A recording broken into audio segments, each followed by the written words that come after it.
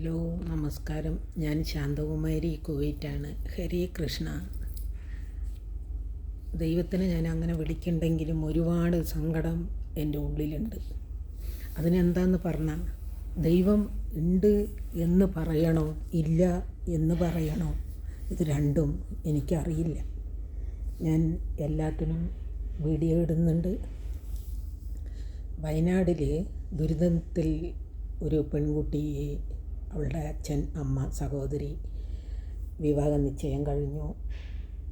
എല്ലാം നഷ്ടപ്പെട്ട് നിൽക്കുമ്പോൾ വിവാഹ നിശ്ചയം കഴിഞ്ഞ ചെറുക്കൻ അവളെ പൊന്നുപോലെ ഉള്ളാങ്കയിൽ കൊണ്ട് നടക്കുന്നു എന്നോർത്തപ്പോൾ ഞാൻ കുറച്ച് സന്തോഷമുണ്ടായിരുന്നു. പക്ഷേ ഇന്നലെ ആ ഒരു വിയോഗം കേട്ടപ്പോൾ ദൈവം ഇത്രയും ക്രൂരനാണോ ഈ ലോകത്തിൽ എന്ന് എനിക്ക് തോന്നിപ്പോവുകയാണ്. ദൈവം ഒരു പാട്ടുണ്ടല്ലോ, കണ്ണ് തുറക്കാത്ത ദൈവങ്ങളെ, കരയാനറിയാത്ത ചിരിക്കാനറിയാത്ത കളിമൺ പ്രതിമകളെ എന്നൊരു പാട്ടുണ്ടല്ലോ. സത്യത്തിൽ അതാണ് ദൈവം എന്ന് പറയുന്നത്. ഞാൻ പല പ്രാവശ്യങ്ങളും പറയാറുണ്ട്, ദൈവം ഉണ്ടോ എന്നാണ് എൻ്റെ ചോദ്യം. കാരണം ആ ഒരു പെൺകുട്ടിയോട് ദൈവത്തിന് ഇത്രയും ക്രൂരത കാണിക്കരുത്. കലികാലത്തിൽ ഇതെല്ലാം വരുമെന്ന്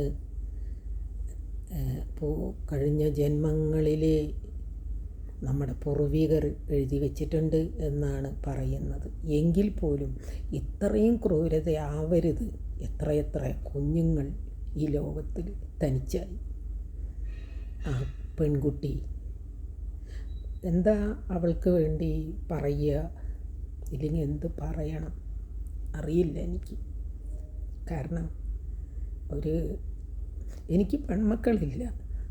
അവൾ എൻ്റെ മകളായിട്ട് തരികയാണെങ്കിൽ ഞാൻ എൻ്റെ ഹൃദയത്തോടുകൂടി ചേർത്ത് ഞാൻ അവളെ സംരക്ഷിക്കും. ഒരു മകളില്ല, 3 ആൺമക്കളാണ്.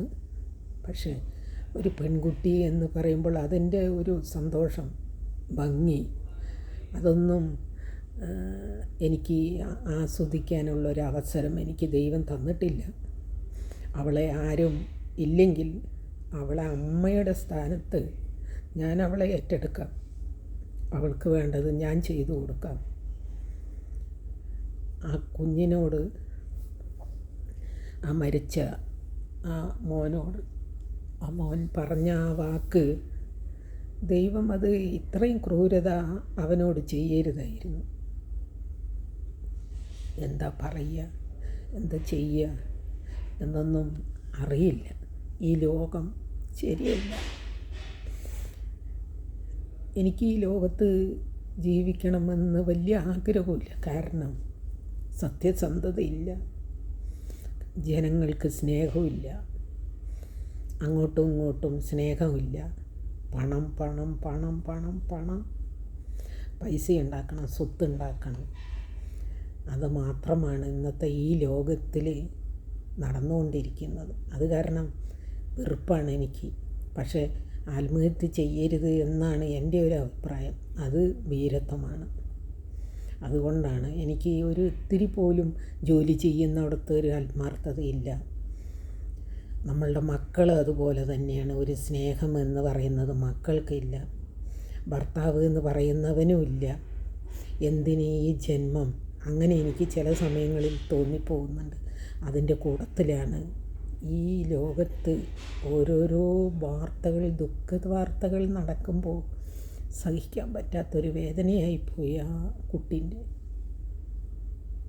എങ്ങനെ ആ കുട്ടി ഇതിൽ നിന്ന് അവൾക്കൊരു മോചനം എങ്ങനെ വരും എന്ന് എനിക്കറിയില്ല.